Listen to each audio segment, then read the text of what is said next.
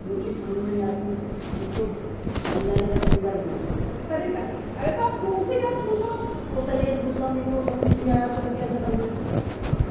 तो फिजिक्स में बोलो, ये किसका बोला फिजिक्स छोड़ दो। कुछ समझ नहीं पहले आया। मेरे से पढ़ाते थे। हाँ। आप उनका भी आप लोग ऐसे कहते थे। नहीं, उतना समझ नहीं आता था। कहते थे ना।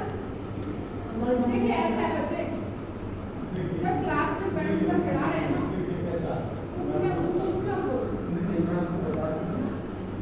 जब ब्लैकबोर्ड पे टॉपिक डलाओ, जब ब्लैकबोर्ड पे टॉपिक डलाओ या जब मैं क्लास में हूँ, आपको जो बोलना है उसी समय क्लास के बाद में इनको क्लास के बाद में मुझे ये पता नहीं रहता है कि मैंने क्या बोला था क्या नहीं बोला था। कितनी क्लासेस लेते हैं। क्लास के जब मैं पढ़ा रहा हूँ उस समय आप कहोगे कि सर समझ में नहीं आया था, तो मैं एक बार नहीं 2 बार 3 बार 4 बार ट्राई करूँगा, ठीक है, उस समय को मैं समझा दूंगा, ठीक है। और जो मैं पढ़ा रहा हूँ इस समय कर्वी लीनियर कोऑर्डिनेट सिस्टम, उसके लिए आपको फर्स्ट लेक्चर से अटेंड होना पड़ेगा।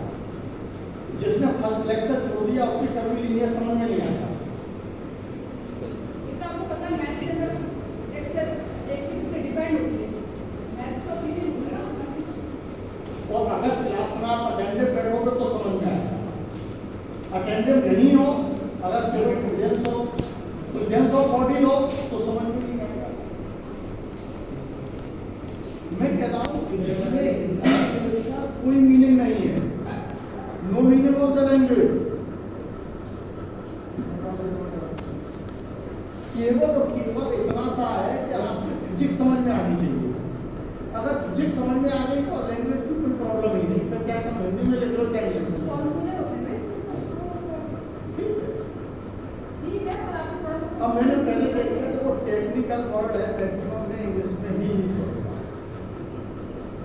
सर थोड़ा हिंदी में बोलो। नहीं, जो टेक्निकल वर्ड है वो आप भी थोड़ी आप तो कुछ हम चेंज लाएंगे, कुछ आप लाओ। वो चेंज आपको मतलब हिंदी में लिखना है। अब एक बात बताइए, जैसे वॉल्यूम है, वॉल्यूम सभी बच्चे जानते हो, एरिया सभी जानते हो, सरफेस एरिया सभी जानते हो, तो इसमें दिक्कत क्या है? अब फिजिक्स है, अपना समझते हैं फिजिक्स इंग्लिश का वर्ड है, पर हिंदी में क्या बोलते हैं? भौतिक विज्ञान। आप क्या बोलते हो? बोलता है भौतिक विज्ञान की क्लास है। कुछ टर्म्स जो है इंग्लिश में और अगर तुमको ऐसा है कि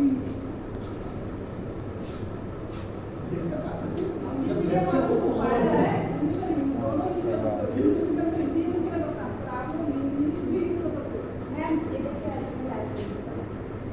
जब तक मान ले जब लेक्चर है उसी समय बोलो, तो उस समय तुम्हें प्रयास करने का।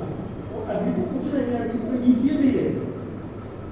ये भी नई फैकल्टी है ना, तुमको थोड़ा सा आप लोग बताओ कि क्या प्रॉब्लम से नहीं, फैकल्टी में नहीं हूँ, यहाँ पे नए हो, यहाँ हमें पे तो पढ़ा मैं जयपुर में जो है ना यहाँ पे नए हो सर। 2012 से पढ़ा रहा हूँ।